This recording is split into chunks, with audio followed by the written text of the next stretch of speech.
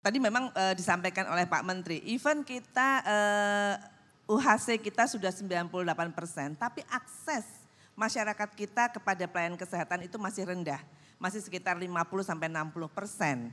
Nah, apa saja yang menjadi hambatan, kenapa kok kita masih susah mendapatkan akses terhadap pelayanan kesehatan?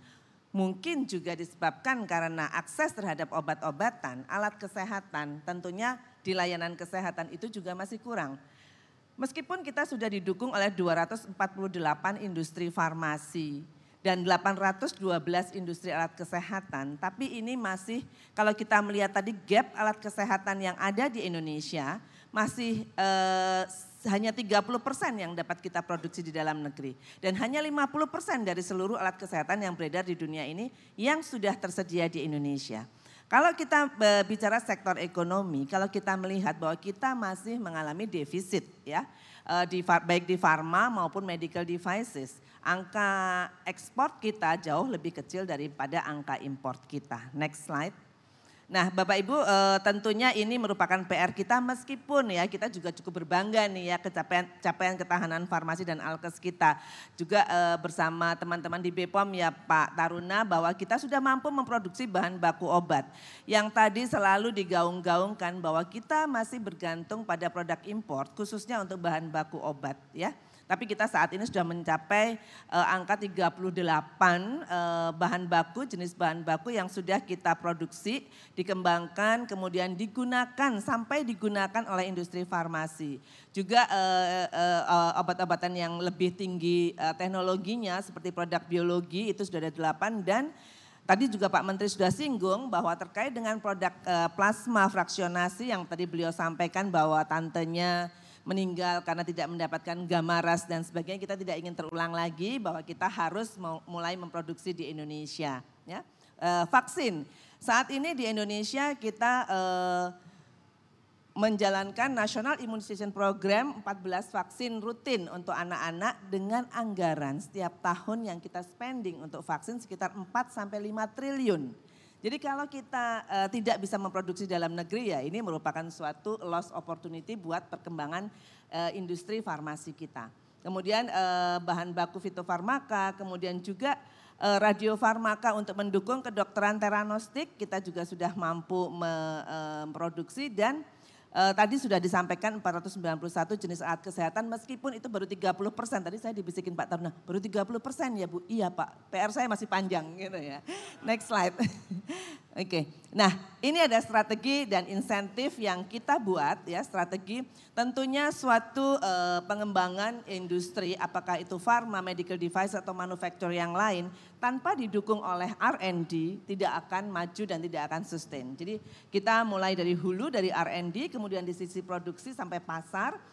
Tadi juga sudah disinggung oleh Pak Menteri, apa yang harus dilakukan pemerintah? Regulasi, ease of doing business. Kita merubah regulasi-regulasi, simplifikasi dan sebagainya, insentif baik fiskal maupun non-fiskal. Begitu Mbak. Terima kasih. Please give a round of applause untuk Ibu Rizka. Thank you. Oke, Pak Taruna ada yang ingin dipresentasikan? Silakan waktunya 3 menit Bapak, singkat saja. Terima kasih. Bapak Ibu, saya mungkin cuma 1 menit aja ya. Yang penting yang kami ingin presentasikan sebetulnya dalam konteks Badan POM itu regulator yang tentu pemakainya itu yang berhubungan dengan kefarmasian dan sebagainya kan nanti di Kementerian Kesehatan. Jadi nah beberapa poin yang penting yang saya ingin sampaikan. Yang pertama bahwa betul sudah ada peningkatan bahan baku obat yang dulunya sekitar cuma 15 poin yang kita dapatkan, tadi datanya Ibu dikatakan 38, sebetulnya data kami sudah 42. Sudah ada 42 bahan baku obat yang kita sudah bisa mandiri di dalam negeri.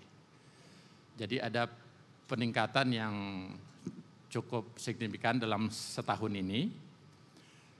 Namun kalau dipresentasikan secara global kita masih di atas 90% bahan baku obat kita adalah impor. Nah, kendala-kendalanya apa? Kenapa bahan baku itu impor? At least ada 4 masalah.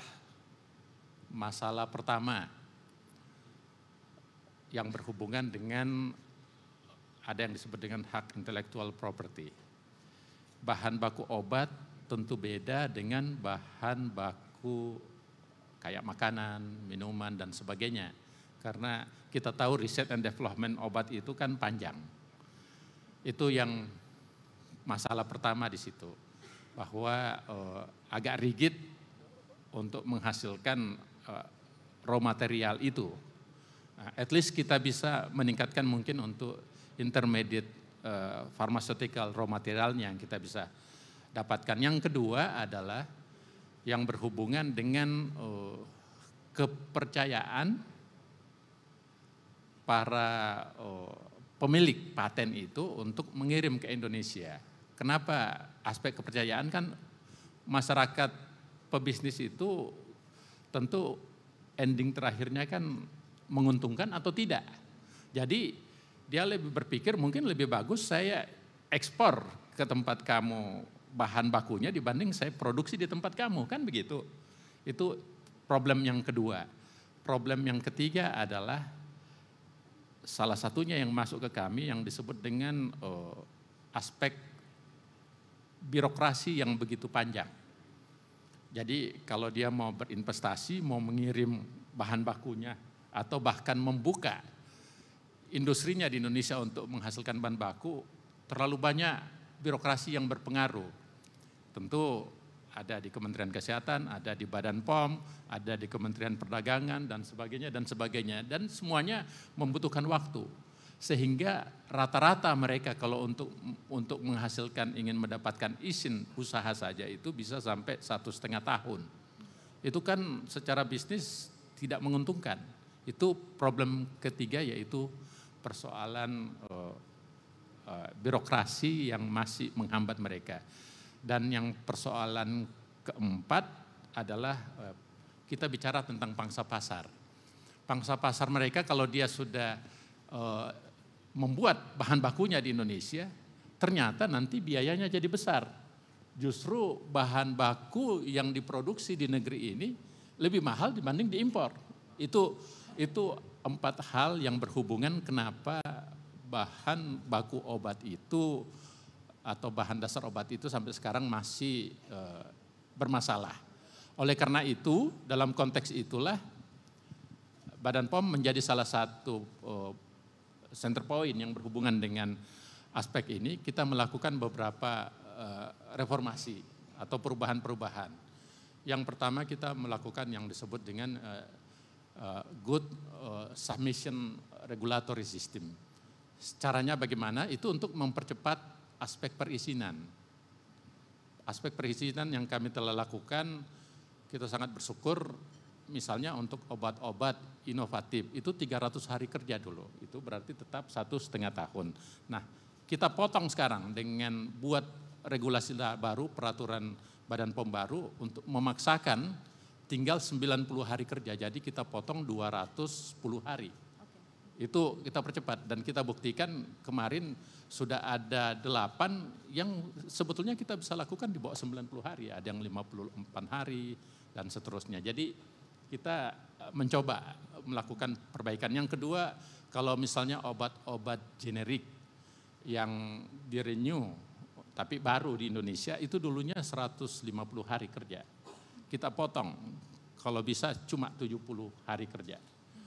Nah, kemudian hal yang lagi dengan resubmission yang biasanya dulu obat-obat inovatif, kemudian ada lagi yang berhubungan dengan hal yang lebih spesifik, itu kita potong waktunya juga, jangan sampai 120 hari, kita potong 60 hari aja. Jadi data ini menunjukkan bahwa kita ingin langsung pada aspek yang terakhir yang kita masalahkan, bisa menyebabkan keterlambatan itu dengan mempercepat semua sistem registrasi. Karena ternyata di Badan POM cukup menarik.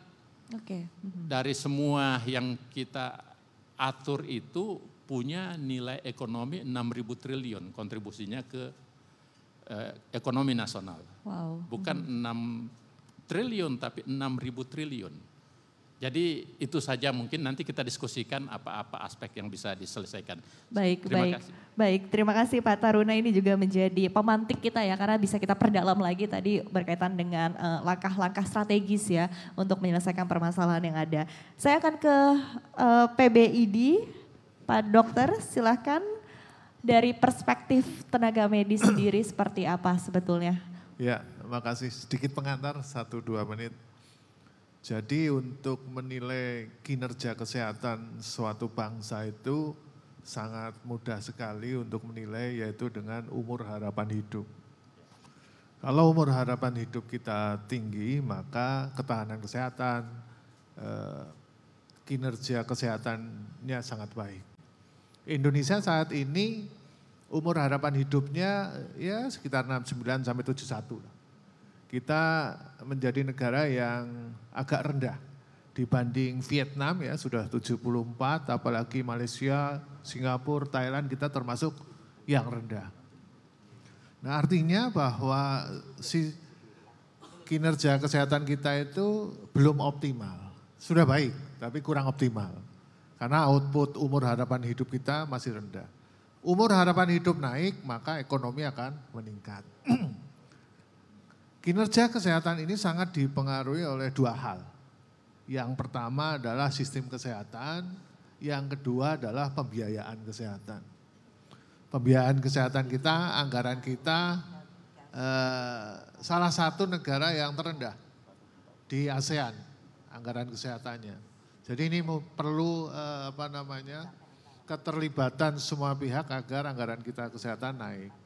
Yang kedua, sistem kesehatan kita juga belum optimal.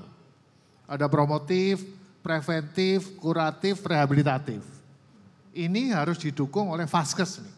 Vaskes, logistik, sama SDM. SDM itu untuk dokter, bidan, perawat, dan lain-lain. Kalau dalam sistem kesehatan ini timpang, maka outputnya jadi kurang baik. Promotif preventif tugasnya siapa? Puskesmas. Kuratif rehabilitatif sudah ditangani oleh BPJS. Sayang pembiayaan BPJS-nya sangat minimal. Sehingga ini timpang. Kemudian SDM. SDM kesehatan kita apakah rasionya cukup atau enggak? Apakah mengukur kebutuhan dokter itu dengan rasio? Tidak juga. DKI Jakarta rasio 1 dokter banding populasi kurang lebih 1 banding 400. Tapi indikator kesehatannya belum optimal. Artinya rasio terpenuhi juga belum optimal. Karena apa? Sistem kesehatannya belum optimal juga. Sehingga untuk mengukur seluruh ini harus komprehensif, tidak bisa satu persatu.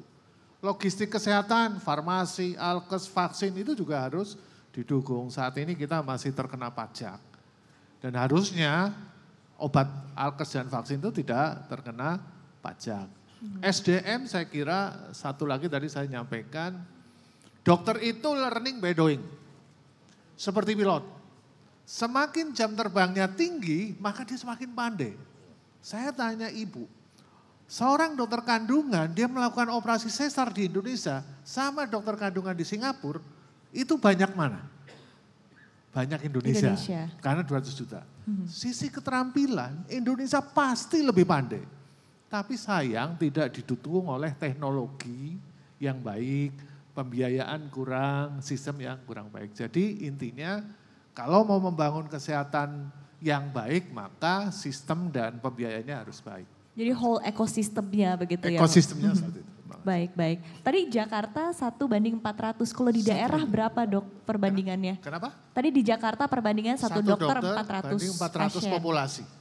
400 populasi. Kalau di daerah berapa dok? Rata-rata seluruh Indonesia itu 1 banding 1.300. Wow. Kalau untuk dokter umum 1 banding 1.700. Wow. Jadi sebenarnya dari sisi rasio dokter umum itu sudah sangat berlebih. Karena hitungan kami itu 1 dokter 3.000 sampai 5.000. Kalau kita mau mengikuti WHO 1 banding 1.000 dengan angka kesakitan 1.000 populasi 10%, maka 1 dokter sehari hanya meriksa 4 pasien. Hitungan kami dengan 15 menit kurang lebih 25 sampai 30 pasien per hari. Untuk negara maju nggak apa-apa karena mereka kaya. Tapi untuk Indonesia ya satu dokter kurang lebih 3.000 sampai 5.000 masyarakat. Itu cukup. Cuma spesialis tertentu memang kurang. Tapi hitungan rasio itu tidak jadi patokan. Di kepulauan, di pegunungan itu tidak bisa menggunakan rasio. Gitu. Jadi begitu. Oke, baik, terima kasih dokter. Dan saya beralih berikutnya ke Bapak Kristianto, Direktur Utama dari PT Medela Potensia Tbk. Bapak, mungkin kita mendengar dari sisi private sector begitu ya. Silakan, sama seperti panelis lainnya, Anda punya 3 menit Bapak untuk presentasi. Terima kasih Bu Moderator, selamat pagi menjelang siang. Selamat pagi Bu Dirjen, Pak Kepala, Pak Profesor dan juga Madam Esra. So, perkenalkan kami dari Medela Potensia dan kami sebenarnya bagian daripada Dexa Group yang memang sudah berkecimpung di dunia farmasi cukup lama. Tetapi kembali lagi Medela Potensia ini fokusnya adalah pada 2 hal dari Dexa Group, yaitu melakukan sebagai distributor untuk obat-obatan, alat kesehatan maupun untuk consumer health. Yang kedua adalah kita juga aktif dalam kaitannya untuk medical device. Tadi Bu Dirjen juga bilang bahwa sekarang barusan ada 491 dari 1.528. Jadi memang suatu challenge tersendiri, oleh sebab itu kami memberanikan diri ya bagian dari Dexa Group untuk masuk ke dalam manufacturing medical device. Yaitu dimulai dengan adanya Decametric. Disinilah kami memang fokusnya adalah membuat pada awalnya adalah wound dressing, yang nanti kita akan kembangkan ke produk-produk lainnya. Kenapa kok kita masuk ke wound dressing? Karena kita lihat tadi Pak Menteri bilang ada top 10 products, wound dressing itu ada di top 10 produk. Nah kembali lagi kalau kita lihat availability ya kan, kalau kita lihat ya gini, kalau dari Kementerian Kesehatan yang penting itu adalah accessibility, affordability dan availability. Di mana role kita dalam kaitan distribusi adalah bagaimana produk itu bisa gampang diakses dan juga barang itu ada. Ya, jadi jangan sampai barang itu ada di Jakarta, tapi mungkin di Gorontalo belum tentu ada. Nah ini yang challenge-nya. Jadi oleh sebab itu kami juga sebagai distributor nasional, kita mempunyai cabang dari Aceh sampai dengan Papua. Tujuannya simple adalah bagaimana kita bisa memberikan pelayanan yang terbaik kepada para stakeholder kita yaitu rumah sakit maupun apotek.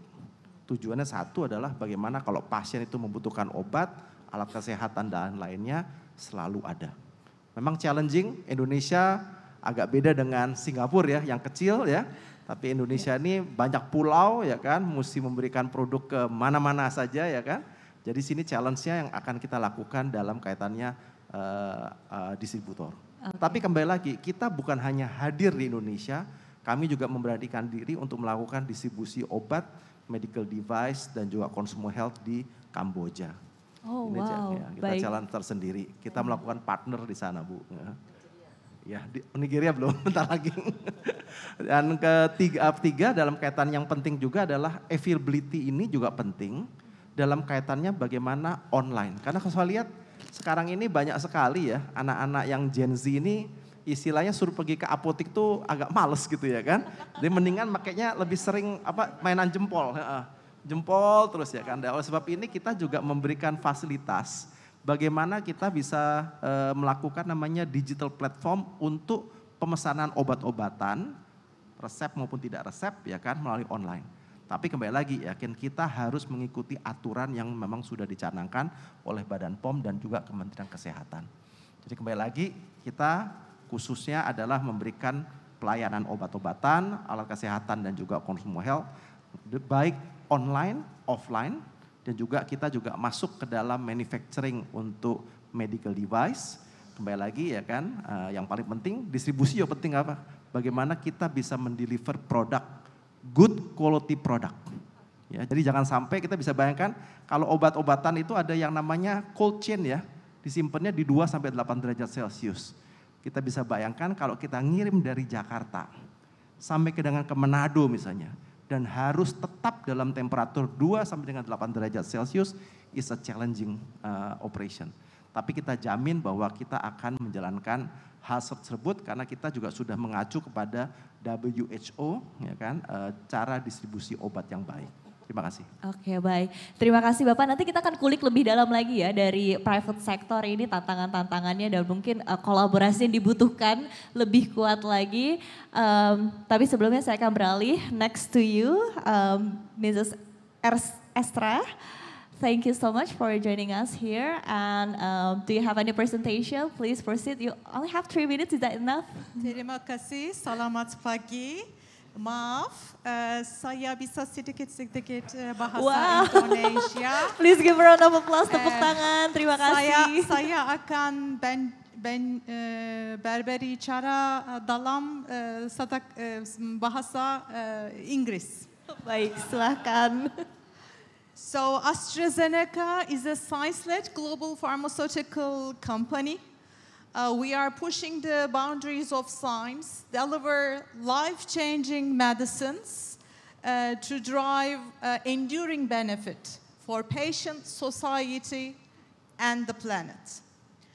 We are working across different therapeutic areas, tackling and delivering better outcomes, primarily in oncology, in cardiovascular, renal, and metabolism, respiratory, immunology, vaccines and immunotherapy, as well as rare disease areas. Our focus is not only tackling and working on the small molecules, but also novel therapies like biologics, immunotherapies, and also heavily research and development practices. If you look at Indonesia, AstraZeneca Indonesia, we are contributing to Indonesia for the 54 years. And even in the last 2 years, we are doing 5 real-world evidence studies in Indonesia, and we had previously 5 phase 3 studies in Indonesia, and we are working on how we can deliver more. In the 54 years, we delivered more than 60 innovative medicines.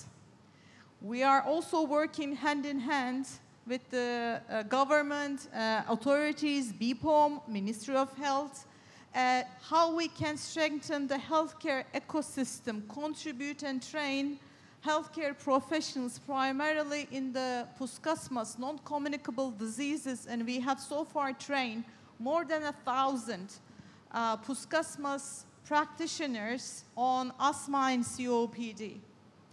We also believe in the sustainability of the environment. One of the initiatives we are doing for many years, we are investing in youth, creating healthcare awareness.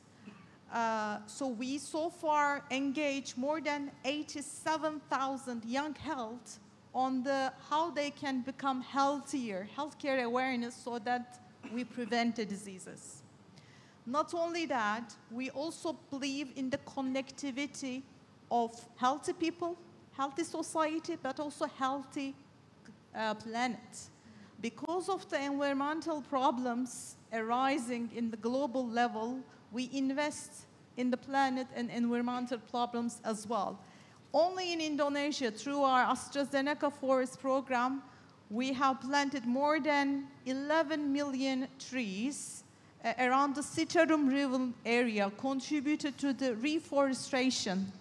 Not only that, we also trained more than 70,000 farmers on how they can do sustainable agriculture. We also converted all our fleet to 100% electric fleet so that we reduce the carbon emissions through our zero carbon program and ambition. In a nutshell, we believe the health equity is very important for every nation as well as Indonesia.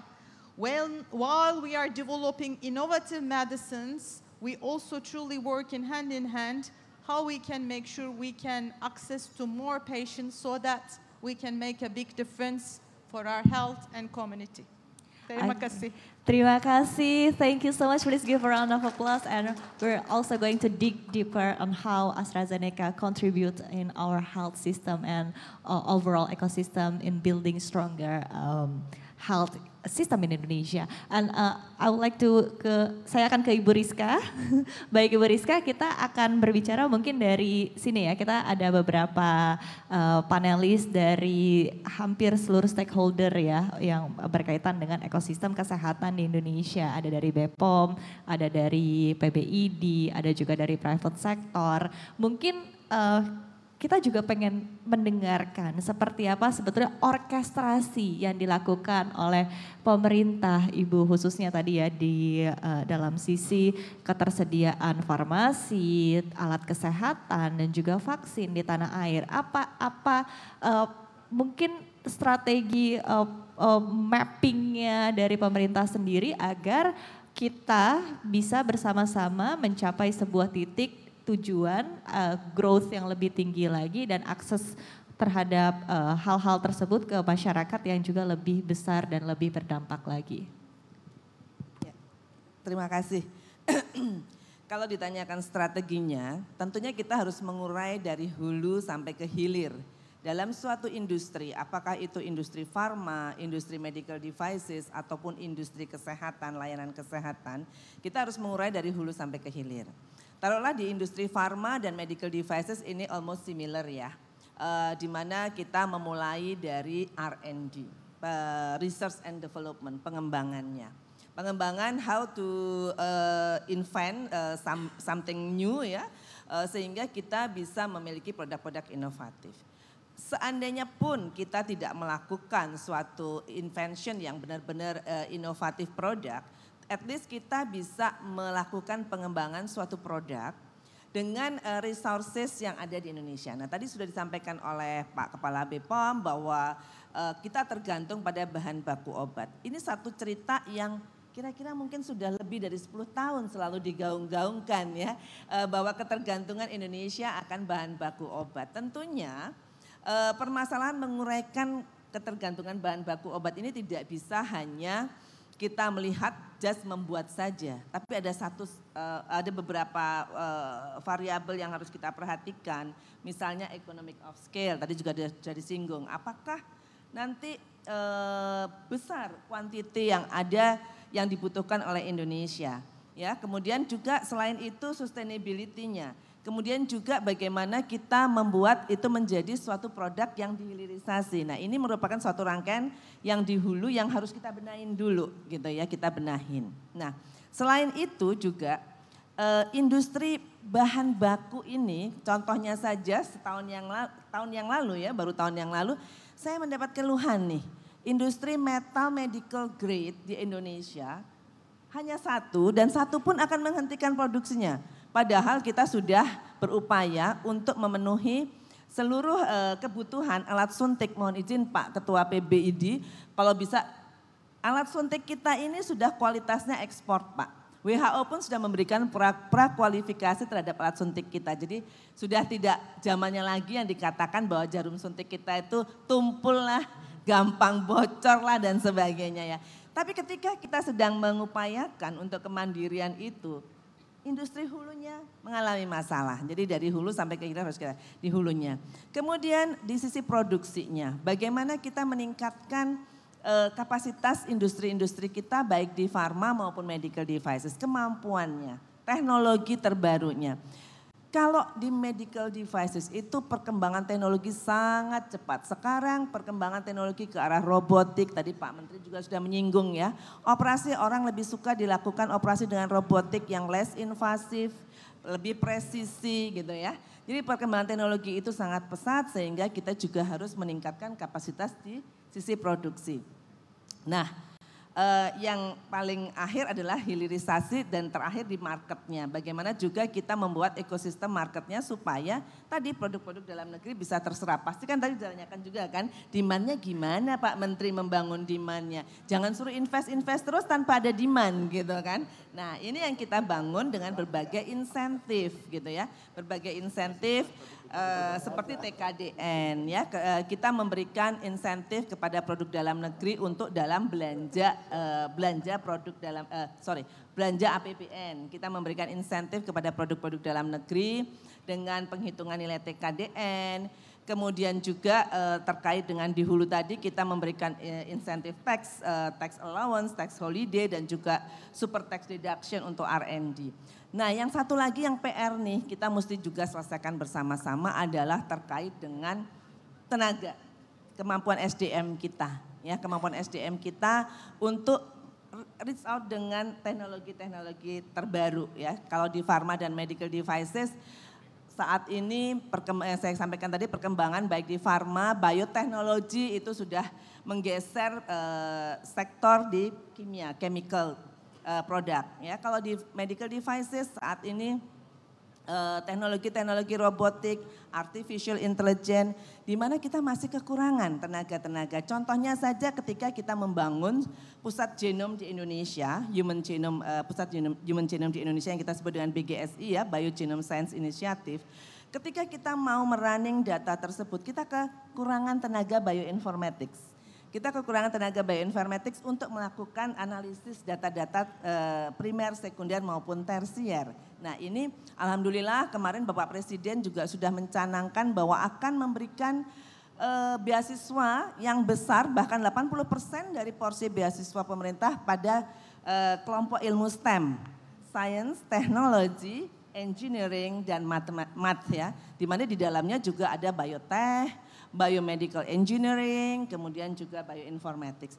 Jadi ini strategi-strategi pemerintah yang dilakukan dalam kita mendukung percepatan untuk ketahanan di sektor pharma, medical devices, dan tentunya sektor kesehatan secara keseluruhan.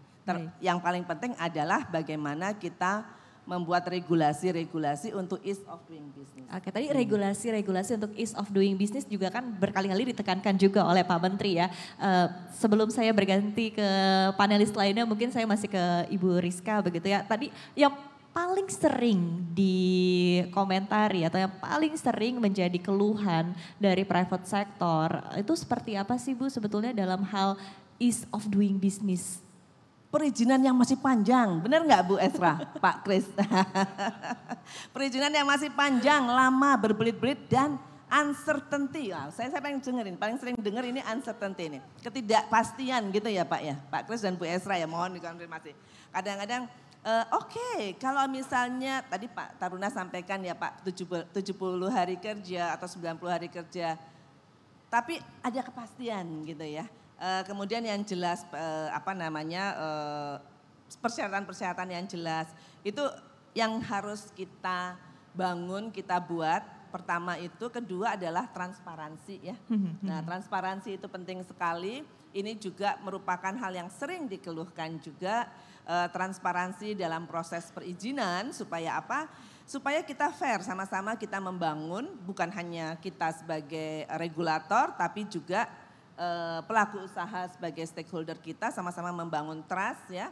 Ini yang juga sering dikeluhkan. Jadi perizinan yang berbelit-belit lama, kemudian uncertainty tadi dan juga transparansi. Dan ini keluhannya didengarkan ya Bu ya? Pasti harus didengarkan. Kalau enggak nanti enggak tercapai itu tadi ya, target-target investasi 8% GDP enggak akan tercapai nanti. Baik, terima kasih Bu Rizka, kita berikan tepuk tangan tentunya, please give a round of applause. Belum afdol Ibu kalau kita tidak tanyakan langsung ya ke private sector, ke Medela dan juga tentunya to AstraZeneca on ease of doing business. Mungkin saya ke Pak Kristianto terlebih dahulu begitu ya, tantangan ketika beroperasi di Indonesia begitu, ketika mengembangkan bisnis di Indonesia dari sisi produksi, tadi Anda menyatakan sudah mulai masuk ke dalam manufacturing, kemudian juga distribusi, tadi juga salah satu kendala sempat disampaikan bahwa Indonesia ini tidak hanya dari sisi mungkin regulasi saja, tapi juga ketika operasional juga ada tantangan tersendiri seperti geografi Indonesia, daerah 3T juga sangat banyak dan luas begitu ya, sehingga ini juga menjadi sebuah challenge tersendiri. Kemudian ketidakperataan ekonomi di daerah dengan di pusat ini juga akan menjadi sebuah challenge juga mungkin. Nah tapi apa sebetulnya dirasakan selama ini yang menjadi challenge utama dan perlu kita sama-sama mencari jalan keluarnya? Terima kasih Bu Moderator. Jadi kalau kita lihat bahwa Medela Potensia ini kan fokusnya ke arah distribusi sama medical device.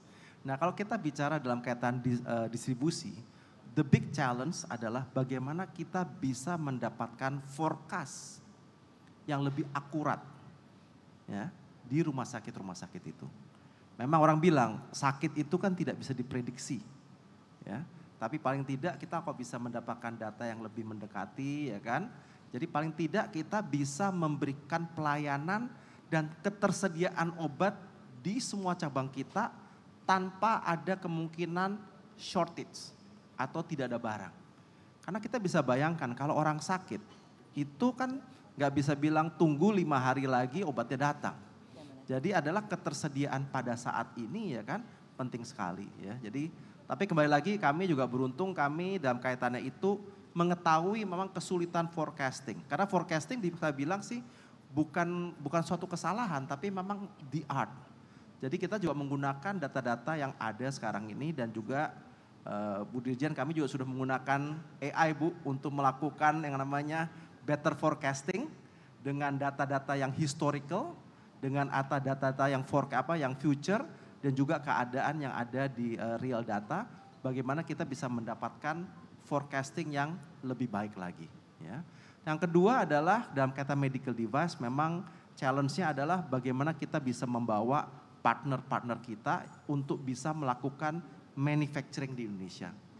Kadang-kadang kalau saya sering bicara dengan multinational company, yuk kita buat pabrik di sini, entah itu OEM maupun joint venture, memang mereka masih melihat Indonesia itu sebagai pasar yang memang belum terlalu besar.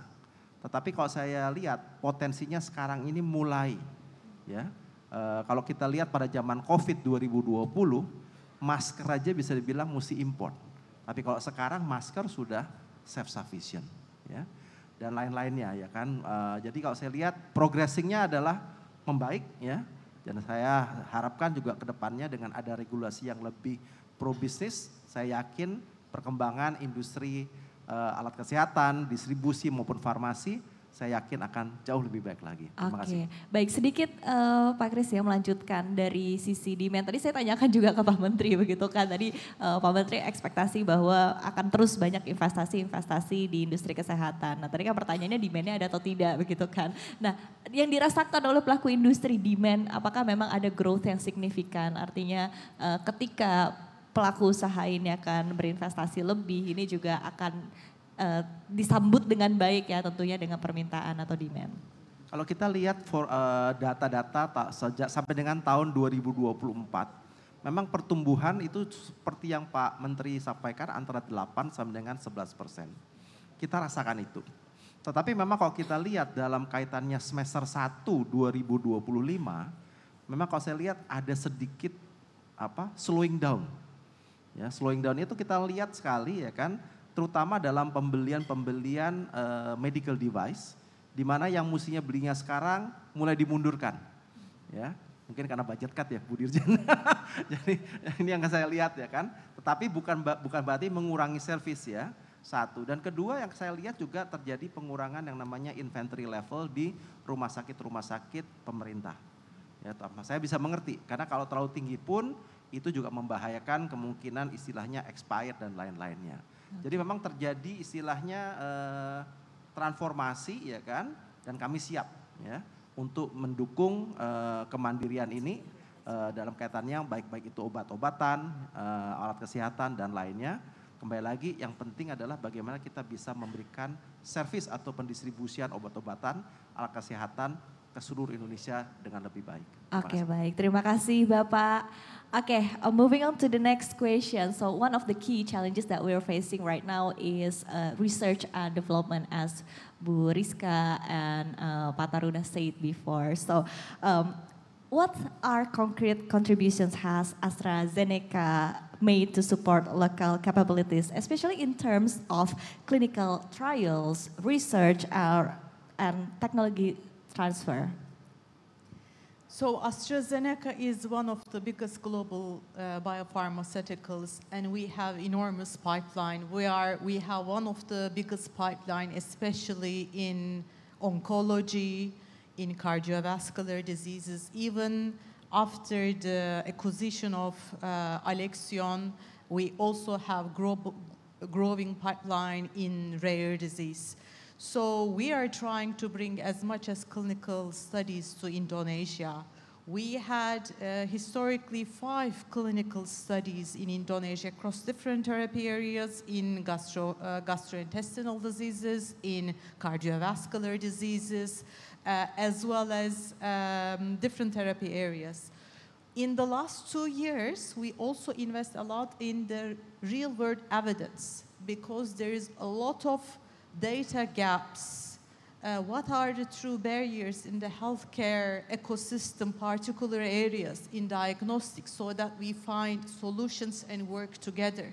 So we are also doing observational studies specific to the Indonesian population, working with the association Key Center of Excellences to bring more information that supports the data and analytics to help to find solutions. We also very happy to see the INA CRC, development of INA CRC. Also, we are recognizing the efforts that Ministry of Health is putting, how they can ease the process to bring more clinical trials, and we truly appreciate. And I believe we will bring more and more clinical trials to Indonesia, easing the regulatory, also clearer definitions, and we are working on more feasibility studies to bring so that we can embed more. Okay, so we're talking also about ease of doing business. So we just discussed about how private sector can do more, a lot of more investment in Indonesia, and we're talking about not just the supply but also the demand. So talking about collaboration. So how can multinational companies like AstraZeneca can do better collaboration with the Indonesian government and local pharmaceutical players in improve patient outcomes and in boosting the health sector in Indonesia? Again, I would like to recognize and appreciate the healthcare transformation program, because those pillars are truly will help to transform the healthcare, will also make more patients to better diagnose, treat it, as well as access to the medicine. So that's truly, I think, transformative. The other thing we are doing, and thanks to BPOM as well, right? As AstraZeneca, we are trying to bring every medicine as fast as possible, whatever available across the other reference countries, and thanks to the accelerated pathways that BPOM is trying to put, and we are also trying to bring also suggestions, working collaboratively, and now we are even working with parallel submission, right?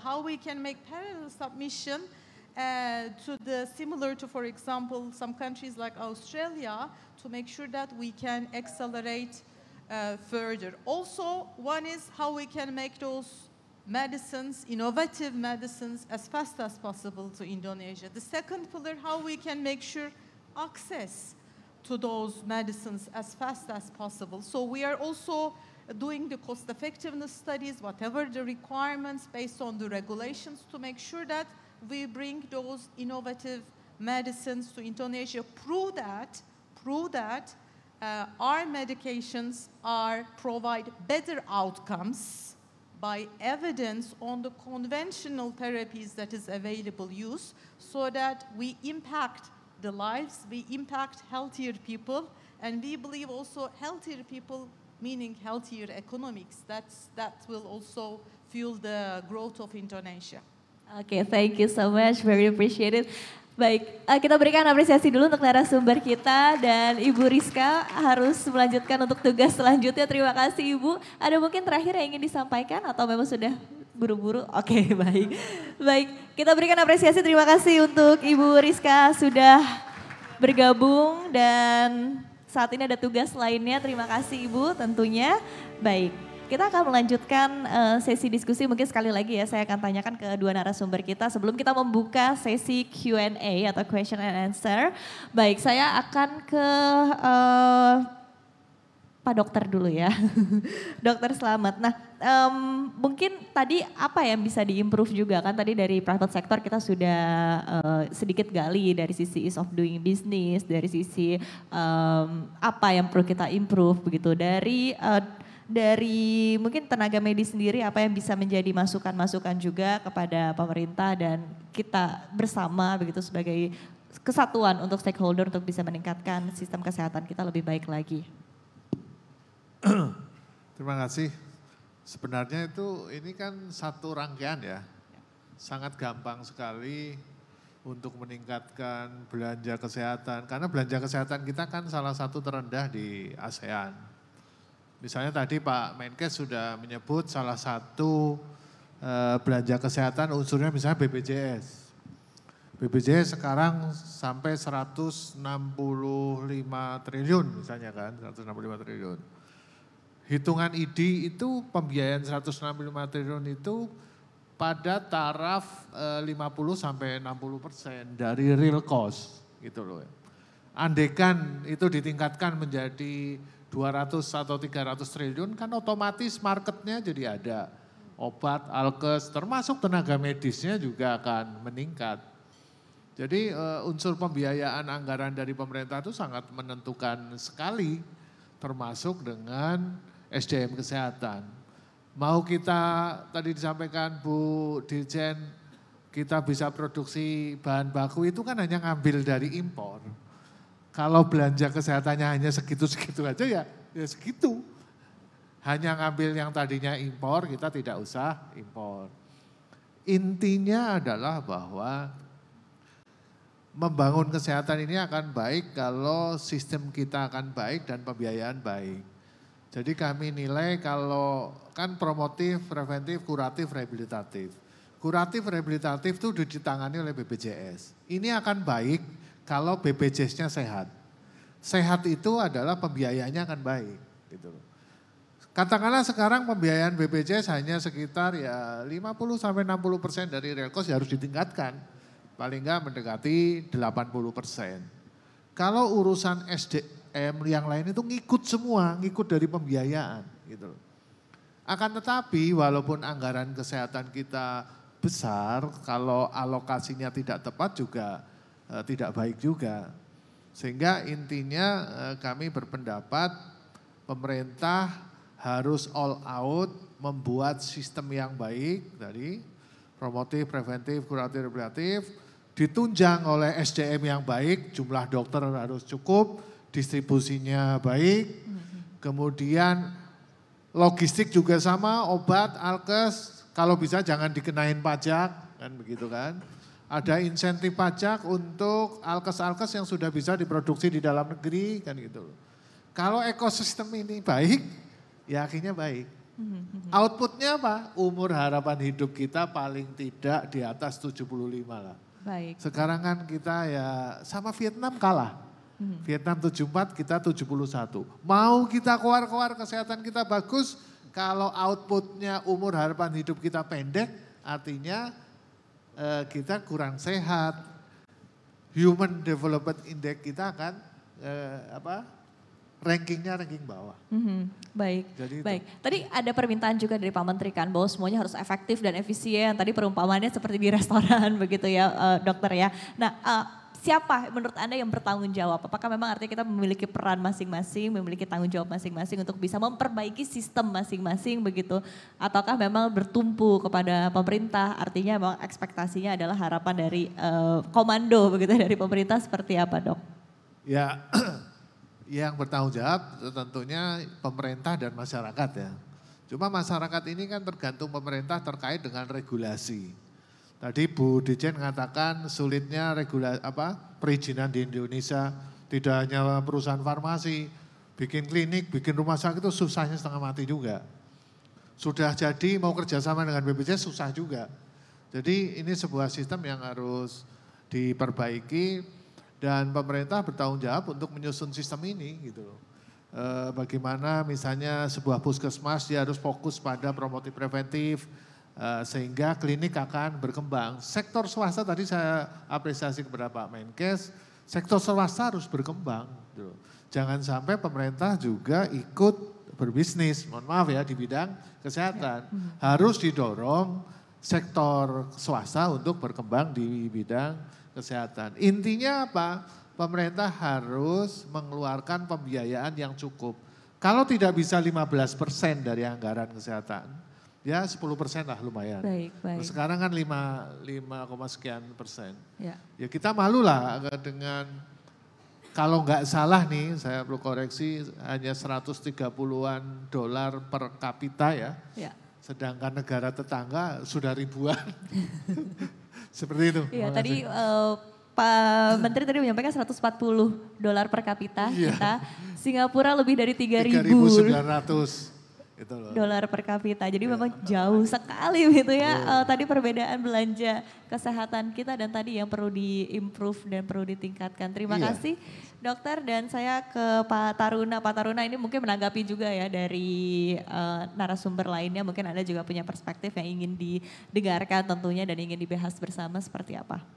Ya, makasih. Saya ingin ditampilkan saya punya presentasi ya, supaya lebih langsung bisa klaim tadi. Jadi sebelum saya tanggapi beberapa pembicara tadi, saya butuh waktu singkat menjelaskan bahwa Badan Pengawas Obat dan Makanan itu berdasarkan peraturan Presiden nomor 80 itu punya otoritas yang sangat besar, sehingga kami sebutkan namanya The Indonesian FDA. Indonesian FDA itu bukan Food Drug Administration, tapi Food Drug Authority. Karena otoritasnya dari mana? Dari hulu sampai hilir. Hulunya di mana? Mulai dari research and development. Uji klinis itu kan approvalnya di Badan POM. Cara pembuatan obat yang baik di Badan POM. Nomor izin edar di Badan POM.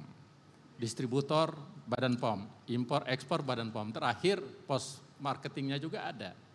Sampai farmakovigilan, penindakan, penarikan dan sebagainya. Dan itu hasil dari itu sertifikat yang dikeluarkan oleh Badan POM itu 1,2 juta setiap tahun. Dari 1,2 juta itulah berpengaruh terhadap seluruh usaha ini. Ada 200-an ribu lebih industri. Jadi pilarnya Badan POM itu industri, pilar utama, kemudian pemerintah dan masyarakat. Dan dari industri itu ratusan ribu industri, ada memang industri-industri besar sampai yang mikro ya. Dan itulah menghasilkan output berupa revenue.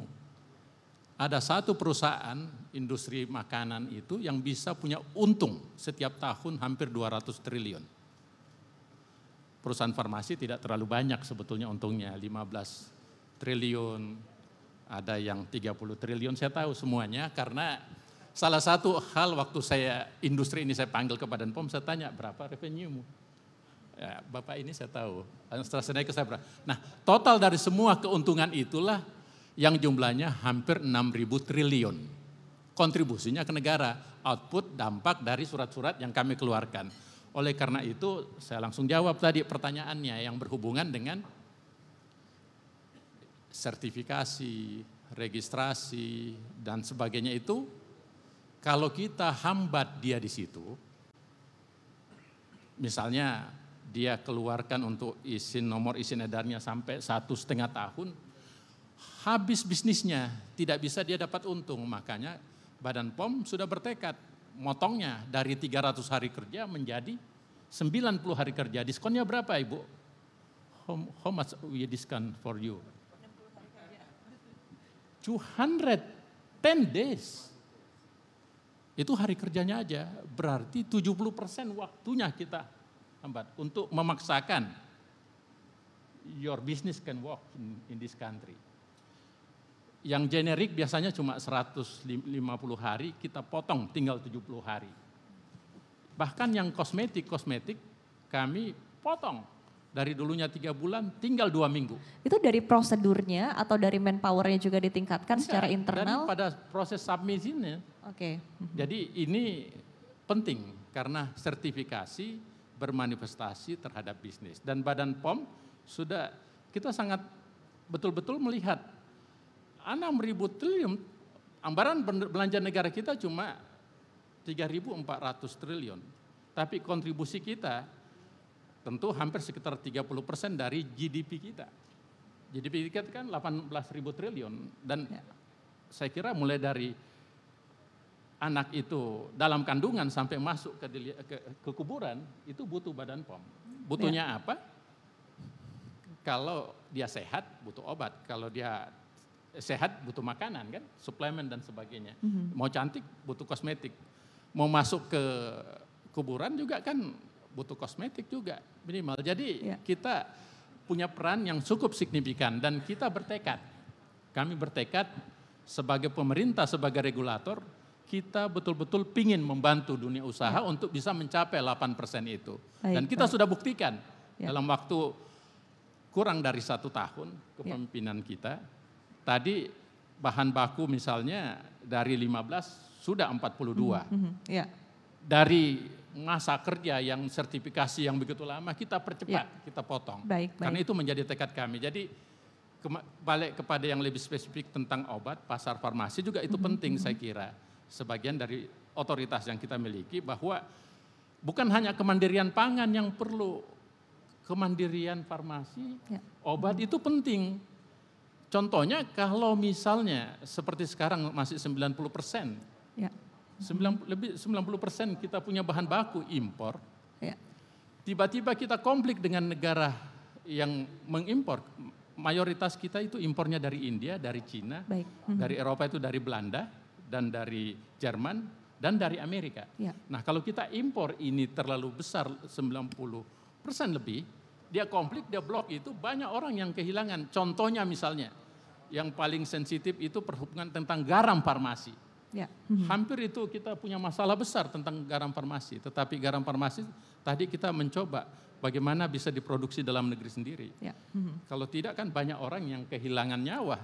Tapi intinya secara singkat saya mau katakan bahwa keluhan-keluhan dari para industri, para pebisnis demi mencapai tujuan targetnya Bapak Presiden 8%, kita berupaya bahwa Badan POM akan memotong semua hal yang bisa menghambat, tapi tentu kita harus menjadi garansi, penjamin keamanannya, penjamin kualitasnya, dan penjamin efikasinya.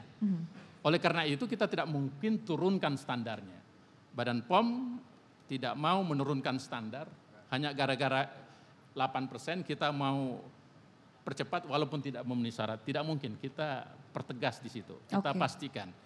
Kemudian yang paling penting yang saya ingin sampaikan bahwa kontribusi untuk secara ekonomi kita perlu bekerja sama karena ternyata regulasi itu bukan hanya ada di Badan POM, ada di Kementerian Kesehatan, ada di Kementerian Perdagangan, ada di kementerian terkait dan sebagainya. Jadi kami juga bertekad untuk melanjutkan kerjasama secara maksimal dengan berbagai stakeholder, khususnya dengan para pemerintah.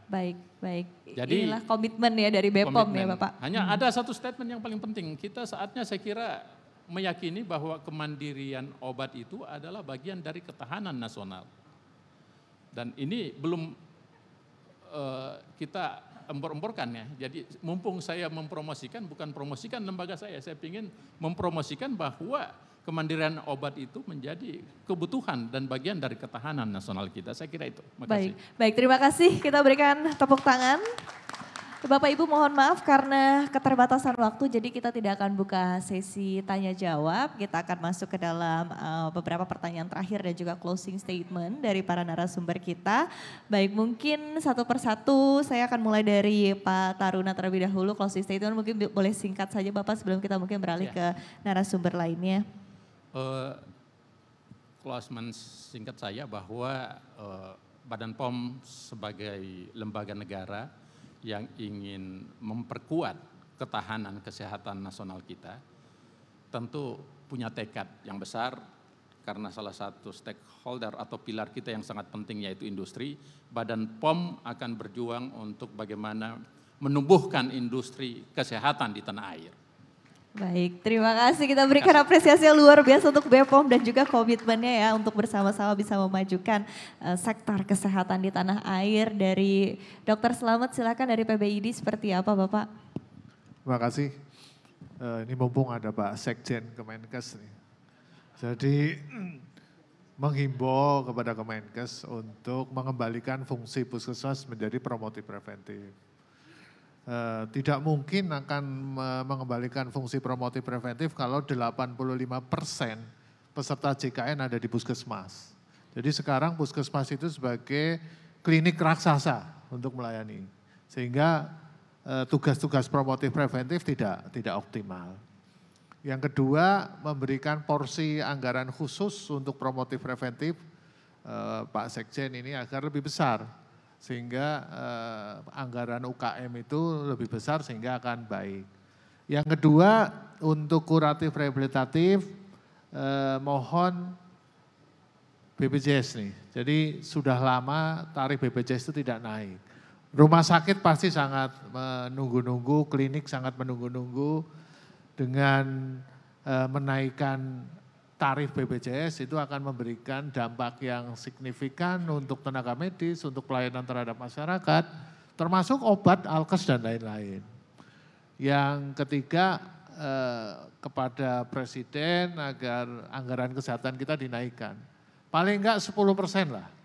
Jangan 5%, karena 10% dengan alokasi yang betul, maka yang tadi saya sampaikan bahwa umur harapan hidup kita akan setaraf dengan Singapura, Malaysia, Thailand di atas 75 tahun. Terima kasih. Baik, terima kasih. Kita berikan apresiasi untuk PBID, untuk Dokter Slamet, dan saya akan ke Bapak Kristianto. Mungkin terakhir ya, selain closing statement juga mungkin bisa disampaikan rencana dan juga target jangka panjang dari Medela Potentia di tahun 2025 dan seperti apa upaya yang bisa dilakukan tentunya dari private sector, komitmennya juga untuk bersama-sama bisa memajukan industri kesehatan di tanah air. Terima kasih Bu Moderator.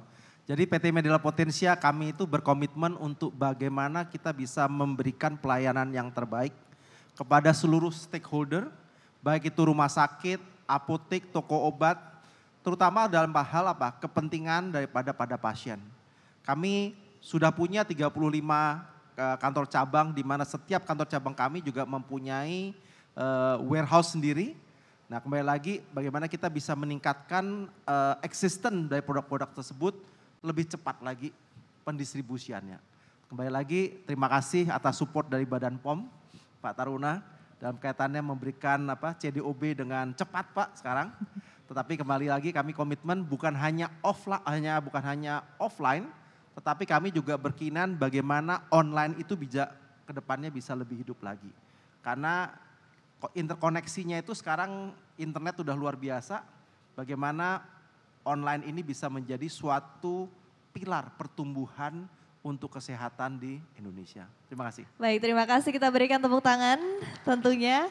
Last but not least, I'm going to ask the last questions for you as well with the closing statement from AstraZeneca. So the question is, what are the challenges in aligning long-term business goals with Indonesia's vision of pharmaceutical self-sufficiency and maybe your commitment too from AstraZeneca in supporting the health industry in Indonesia? As AstraZeneca, we are investing in Indonesia since 1971, not only through our manufacturing facility producing more than 6 million packs a year, but also delivering more than 60 innovative medicines to Indonesia healthcare system.